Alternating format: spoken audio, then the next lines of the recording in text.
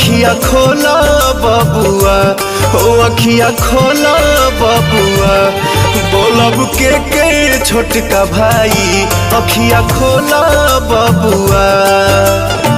काजा के हम कहब अवध में पूछी है तीनों माई, अखिया खोला बबुआ, बोलब के छोटका भाई, अखिया खोला बबुआ।